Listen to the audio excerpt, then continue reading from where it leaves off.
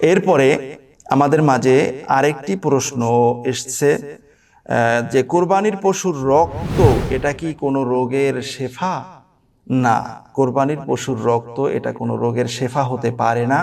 বিভিন্ন এলাকায় দেখা যায় কোরবানির পশু যখন জবাই করা হয়, ছোট ছোট বাচ্চাদেরকে বা সন্তানদেরকে বাটি নিয়ে বা পেয়ালা নিয়ে গরুর পাশে পাঠিয়ে দেয়, যে গরুর রক্তগুলো এটা ধারণ করে বাসায় নিয়ে যায়। এই রক্ত নাকি তারা পান করে, এটা দিয়ে নাকি তারা অনেক রোগ থেকে তারা মুক্তি পায়। এটা হলো খুবই গর্হিত কাজ এবং এটা কুসংস্কার। এবং এই রক্ত বিভিন্ন গাছের গোড়ায় দেয়, যেই কারণে গাছে নাকি খুব সুন্দর ফল হবে, পোকা হবে না, ইত্যাদি ইত্যাদি ধারণা। এই কোরবানির পশুর এই রক্তকে নিয়ে যত ধারণা, এই ধারণাগুলো সবই হলো কুসংস্কার। এগুলো ইসলামের মাঝে এর কোনো দখল নেই।